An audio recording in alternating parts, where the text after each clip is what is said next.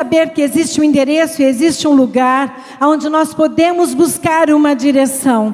Diante de um mundo tão conturbado, diante de pessoas tão desesperadas, nós temos a fonte e esta fonte é Jesus. E esta fonte é o amor de Deus, como nós cantamos hoje no segundo louvor. O amor é a fonte, o amor tem tudo aquilo que nós precisamos. Então que nesta noite você não venha se distrair com nada, nem com as pessoas que estão na sua volta, nem com as crianças, nem com o som, que você não venha se distrair nesta noite, mas para que você esteja com os seus ouvidos abertos, que você esteja com a sua mente aberta, que você esteja com o seu coração sensível e maleável para ouvir a palavra de Deus e aquilo que Ele tem para te trazer, através do tema, mudar para ver a mudança. São muitas as forças externas que tentam nos levar para longe do Senhor, mas não são poucas as forças internas de dentro de nós que nos faz acreditar que estarmos perto de Deus, mesmo quando não vivemos uma vida em abundância. Existem forças externas que o tempo todo nos tentam levar para longe, mas existem também aquelas forças de dentro de nós que, ainda que muitas vezes nós achamos que estamos perto, não vivemos a vida em abundância que o Senhor veio para nos trazer. Sabemos que vícios, prostituição, mentira, adultério, são atitudes, são atos, são ações que nos afastam da presença do Senhor, porque o Senhor não compactua com isso. Mas além destas forças, existem também ações, existem comportamentos, existem pensamentos que nos deixam mancos diante de Deus. E por isso nós não desfrutamos da vida em abundância, mesmo dentro de uma igreja, mesmo fazendo parte de um pequeno grupo.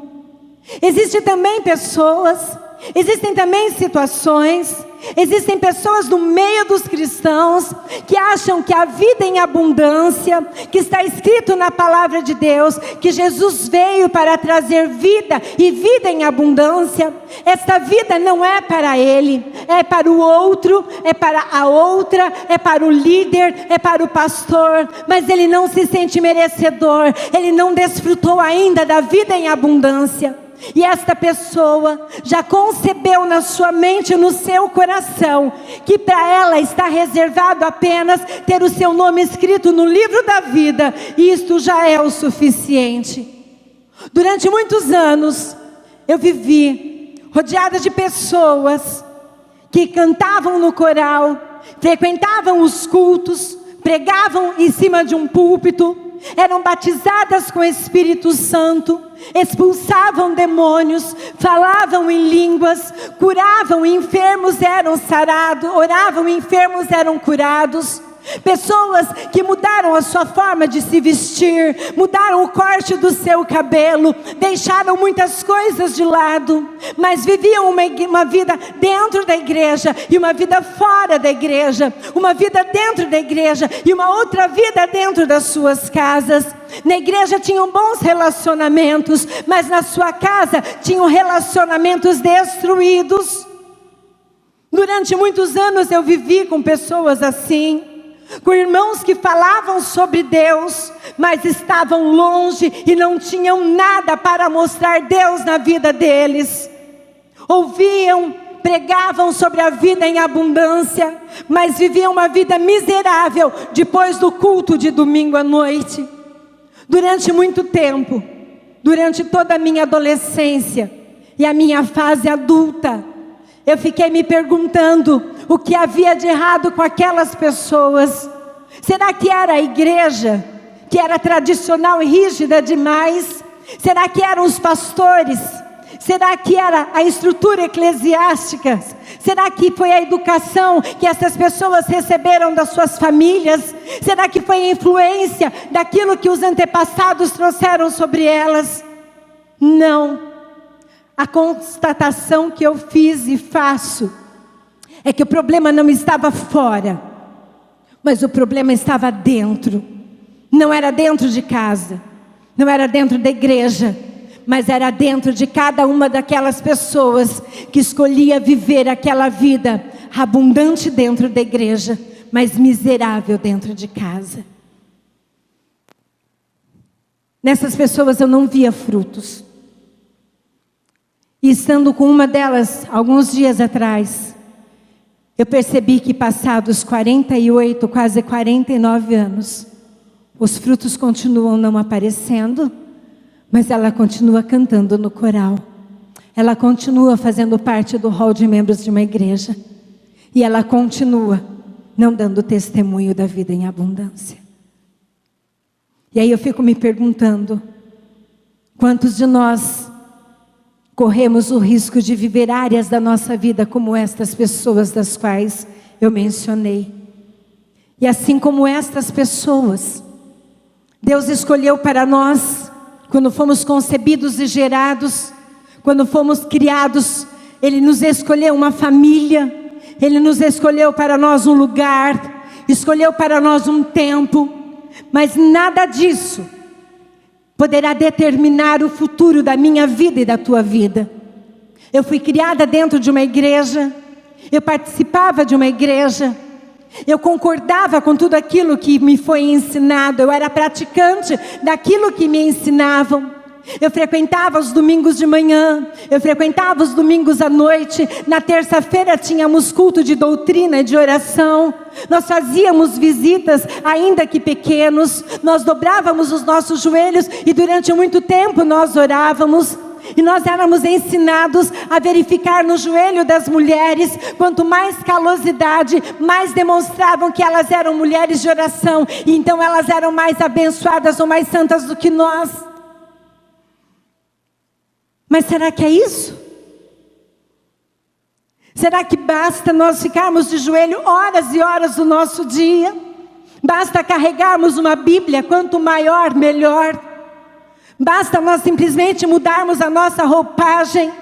Basta simplesmente mudar a cor do cabelo, o corte de cabelo, mudar os trajes que eu e você usamos. Basta para vivermos uma vida em abundância? Não, isso não basta. O problema não está na família que você nasceu, na casa que você morou, na educação que você recebeu dos seus pais. O problema não está naquilo que você teve ou deixou de ter. O problema não está na igreja que você fazia parte ou você faz parte. O problema não está em nada de fora. O problema está dentro de nós. Quando nós decidimos, ou então automaticamente perpetuamos aquilo que estamos acostumados a fazer, porque nos foi ensinado, ou pela família, ou pela igreja, ou por um líder, ou por um sistema. Mas quando nós lemos a palavra de Deus, nós encontramos vários testemunhos e relatos de pessoas que decidiram dar um basta, romper com o passado, romper com a influência que haviam recebido, a partir do momento que tomaram uma decisão: eu quero ter uma vida em abundância, eu quero ter um relacionamento íntimo e profundo com Deus. E lendo a palavra de Deus, me lembrei de uma mulher, e esta mulher eu admiro demais, o nome dela é Raabe. Você encontrará a história desta mulher em Josué capítulo 2 e 3. Raabe não era uma sacerdotisa. Raabe não fora criada dentro de um templo. Raabe não fora ensinada como se comportar, como se relacionar. Ao contrário disso, Raabe, aqui a palavra de Deus diz que ela era uma prostituta. Ela era uma mulher que feria os princípios da palavra de Deus. Era uma mulher que preferiu se vender o corpo para obter vantagens. Mas num determinado dia, Raabe tomou uma decisão, e por causa da decisão que Raabe tomou naquele dia, toda a história da vida dela foi mudada. E porque a vida dela foi mudada, até hoje nós colhemos o fruto. Josué mandou 2 homens espiar em Jericó, e o rei, quando soube, mandou então que estes homens fossem perseguidos, e Raabe então os escondeu dentro de sua casa. E eles então fizeram um combinado.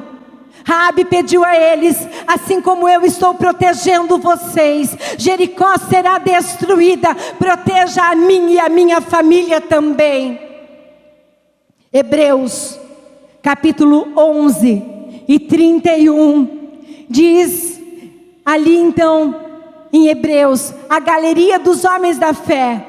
Esta prostituta que eu disse para vocês que tomou uma decisão de buscar, proteger aqueles homens que estavam ali representando a palavra de Deus, no Velho Testamento.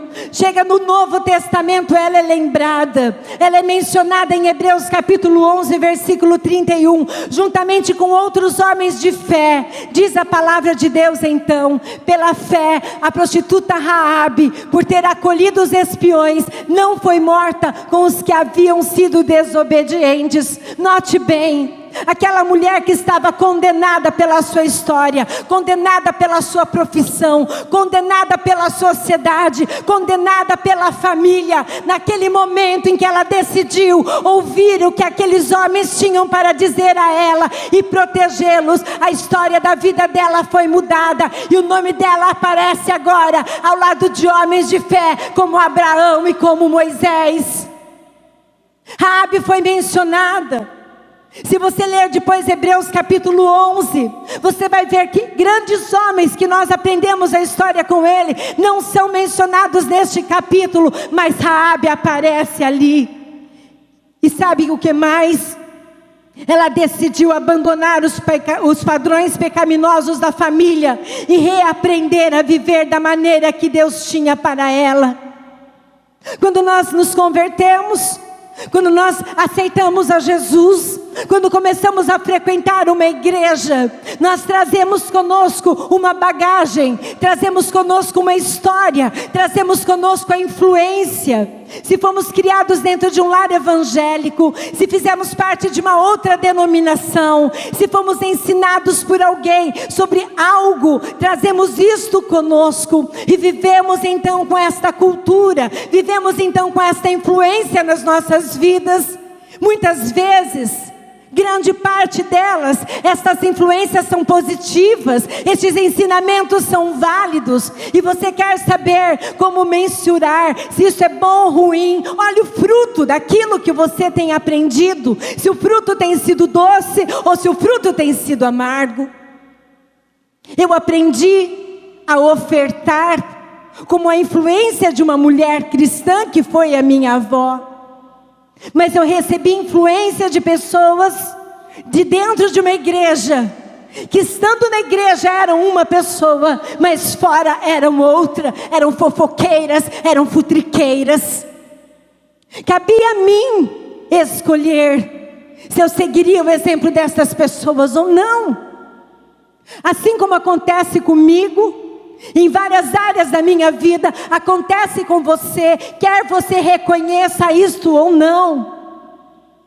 Uma outra figura, uma outra pessoa que me veio à mente, que também teve a sua história mudada, que tomou uma decisão e por causa dessa decisão teve toda a sua genealogia também mudada, foi Ruth. Ruth era uma moabita, era uma mulher que não poderia nem mesmo entrar dentro de uma congregação. O povo de Moabe não poderia congregar. Ela era uma mulher que feria pelos seus costumes, pela cultura do seu povo, feria os princípios da palavra de Deus. Mas o filho de Noemi decide se casar com Ruth, contrariando tudo aquilo que Deus havia ensinado. Mas este rapaz, assim como seu irmão e seu pai também já falecido, vem a morrer. Ruth então agora se torna viúva, juntamente com a sua outra cunhada. E sua sogra Noemi diz para elas: voltem para o Deus de vocês, voltem para o povo de vocês, voltem para a influência de vocês. Mas Ruth toma uma decisão, e esta decisão está em Ruth capítulo 1 e versículo 16. Ruth, porém, respondeu para sua sogra Noemi: não insistas comigo que te deixe e que não mais te acompanhe. Aonde fores irei, onde ficares ficarei. O teu povo será o meu povo e o teu Deus será o meu Deus. Ruth tomou uma decisão. Ela não queria voltar para Moabe, ela não queria voltar para a cultura daquele povo, ela não queria voltar para o Deus estranho, ela queria agora conhecer o Deus de Noemi, ela queria conhecer agora o Deus de Israel, ela queria agora desfrutar da vida em abundância que aquele Deus tinha para ela. Mas não era a melhor fase da vida de Ruth. Foi uma das piores fases.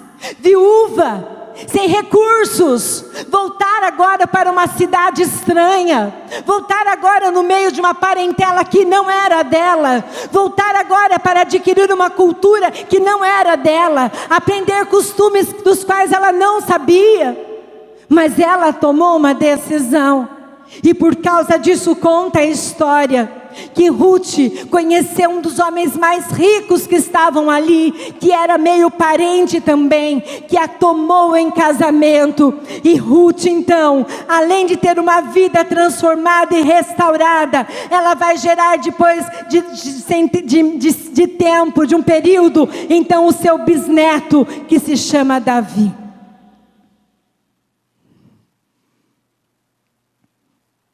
Ruth podia ter voltado para sua casa. Ruth poderia ter voltado para a sua família. Ruth poderia ter preservado aquilo que ela tinha. Mas ela decidiu se tornar uma mulher livre. Aquilo que poderia aparentemente se tornar um fardo e um peso. Aquilo que poderia aparentemente se tornar, ou dar a impressão de ser agora uma nova religião e um novo modismo para Ruth. Ela não se preocupou. Ela queria fazer parte de uma nova família. Ela queria fazer parte de um novo povo. E ela queria conhecer um Deus que até então era desconhecido para ela. E ela queria desfrutar de um amor que ela jamais havia desfrutado. E queria receber uma vida em abundância, da qual ela jamais tinha desfrutado também. Talvez você diga: mas eu já deixei os meus hábitos, os meus costumes. Eu já deixei as coisas que eu fazia. Eu já não pratico mais as mesmas obras que eu praticava. Isto é uma obra do Espírito Santo na sua vida e na minha vida. Porque um dia decidimos abrir para que Ele trabalhasse nessas áreas, nesses hábitos, nesses costumes, nesta forma de pensar e de sentir e de agir. Mas existem muitas vezes áreas das nossas vidas, existem hábitos que nós ainda cultivamos sem perceber e sem dar conta. E estes hábitos, estes sentimentos, estes traumas, isto ainda persegue-nos, isto ainda exerce influência em nós e não nos deixa viver a vida em abundância e não nos deixa sentir o amor que Deus tem para nós.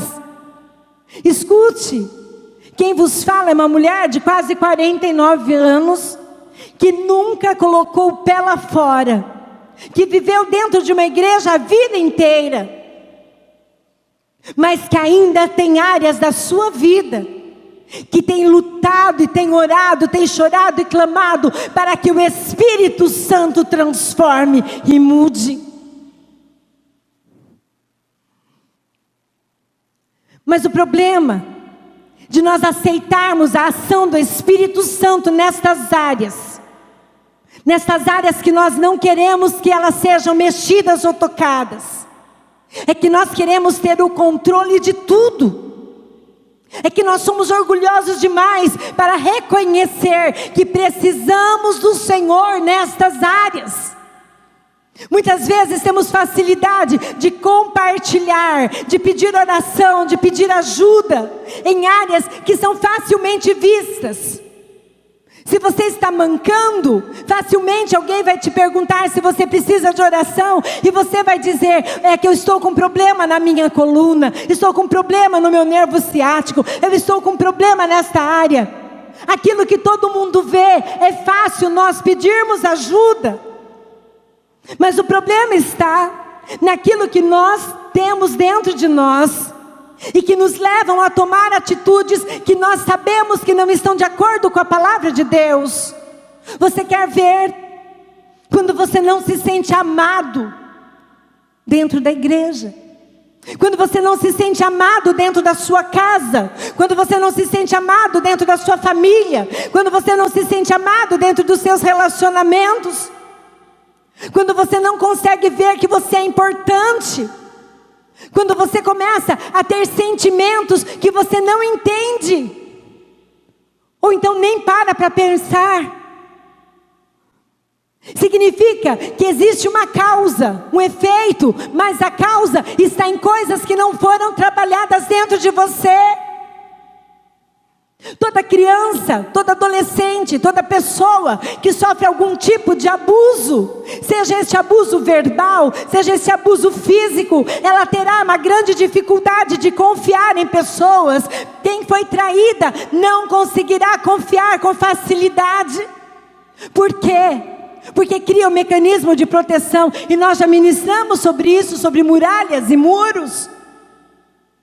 Mas eu volto aqui para dizer para vocês que não é porque as coisas aconteceram da forma que aconteceram na minha vida e na sua vida, não é porque tivemos uma influência talvez nem tão positiva, não é porque na nossa educação os nossos pais foram liberais demais ou foram rígidos demais, que nós temos que continuar carregando essas marcas conosco e agindo da mesma maneira.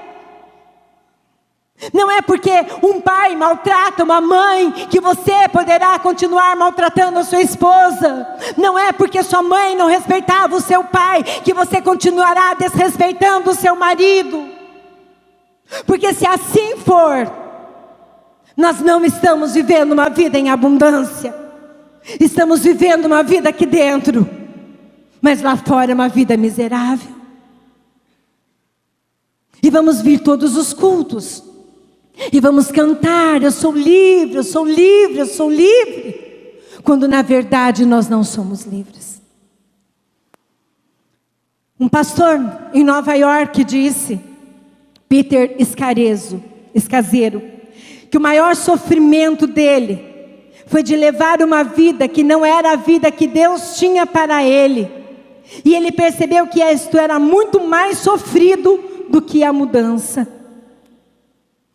A única forma que eu e você temos de viver uma vida plena, uma vida feliz, uma vida equilibrada, não está no nosso saldo bancário, não está no carro que temos, na casa que moramos, na roupa que vestimos, não está na nossa formação acadêmica, não está no nosso saldo bancário, não está na nossa beleza física. Nada disso poderá trazer alegria e prazer de vivermos. A única coisa que pode preencher nas nossas vidas, a única coisa que pode nos dar alegria e prazer, é estar no centro da vontade de Deus, vivendo a vida plena e abundante que Ele preparou para nós. Vida plena. Vida plena significa completa. Uma vida sem vazio, uma vida sem lacuna, uma vida sem carências. Mas uma vida satisfeita em Cristo, através do amor dEle. E hoje, antes de vir para cá, eu orava e dizia: Senhor, me preenche com teu amor, preenche todas as lacunas, todos os vazios, todas as decepções, todas as traições, todos os enganos, todas as feridas. Preenche a minha vida com teu amor, porque somente com teu amor eu serei uma pessoa plena e viverei uma vida em abundância. 2017 está chegando. E nós temos recebido uma palavra de Deus, desde a virada de 2015 para 2016, que está em Joel capítulo 2 e versículo 19. Joel 2 e 19. Vamos ler juntos. O Senhor respondeu ao seu povo.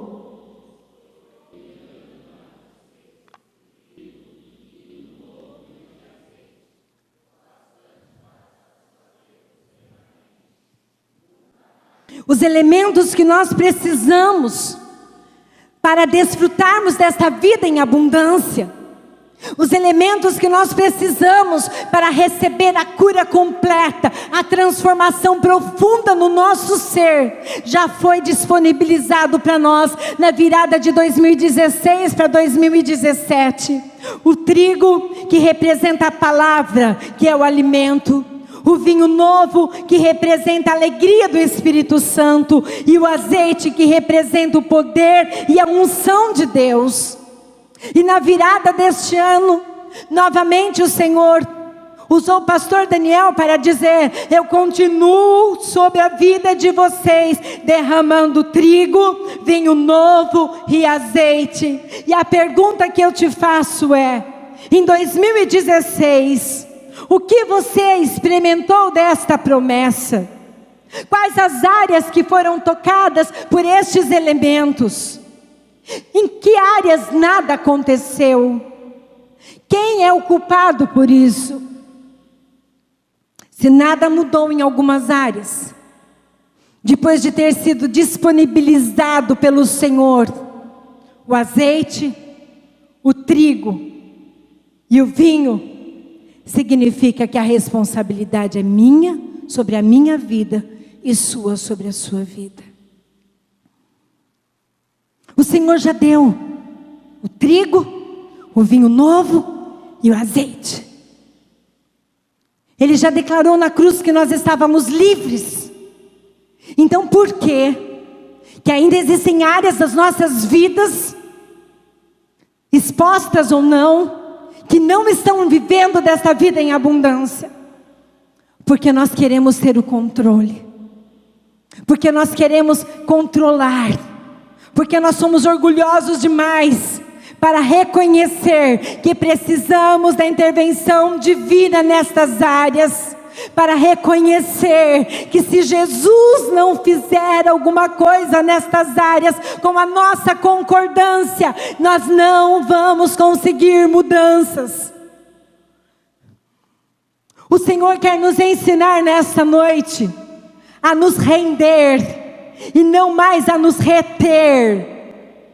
O Senhor quer te ensinar nesta noite a render-se a Ele e não mais reter algo.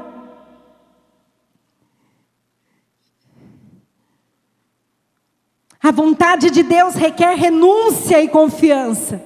E isso é algo que não estamos dispostos a oferecer. Oferecer 100% ao controle total dele inclui sentimento, emoção e o nosso lado humano. Você é humano. Vira para a pessoa que está do seu lado e diz: você é humano.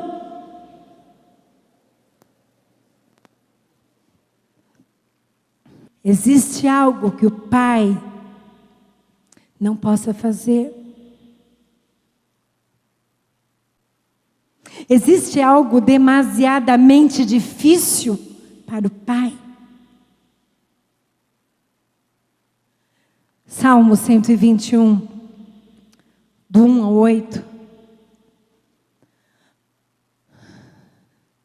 Salmos 121, do 1 ao 8. Levanto os meus olhos para os montes, para os gigantes, para os problemas, para as dificuldades, para os traumas, para as feridas, para o passado. Levanto os meus olhos para os montes e pergunto: de onde me vem o socorro? O meu socorro vem do Senhor, que fez os céus e a terra. Ele não permitirá que você tropece. O seu protetor se manterá alerta. Sim, o protetor de Israel não dormirá. Ele está sempre alerta. O Senhor é o seu protetor. Como sombra que te protege, Ele está à sua direita. De dia o sol não te ferirá, nem a lua de noite. O Senhor te protegerá de todo mal, protegerá a tua vida. O Senhor protegerá a tua saída e a tua chegada, desde agora e para sempre. Por que temer? Ele é o teu protetor. Ele é o que te guarda. De dia e de noite. Ele não dorme. Ele não cochila. Ele não descansa. E Ele quer fazer algo especial na sua vida nesse primeiro dia de 2017. Neste primeiro culto de 2017. Oséias 6:1 diz: venham, voltemos para o Senhor. Ele nos despedaçou, mas nos trará cura. Ele nos feriu, mas sarará as nossas feridas. Aqui o profeta está dizendo: venham. O Senhor está fazendo um convite: venham, e fala para nós voltarmos. Ninguém volta se um dia não foi. Ninguém pode voltar se um dia não foi. Não basta estar perto, tem que estar em Cristo. Não basta ter a Bíblia, tem que viver a palavra. Não basta conhecer a palavra, não basta falar a palavra, tem que desfrutar da palavra, tem que comer a palavra, tem que se alegrar com a palavra, tem que confiar na palavra. Não basta conhecer Jesus, não basta conhecer o Pai, não basta conhecer o Espírito Santo, se eles não exercerem nas nossas vidas o papel que cabe a eles. O Espírito Santo é o Consolador, Jesus é o Redentor e o Pai é o Protetor.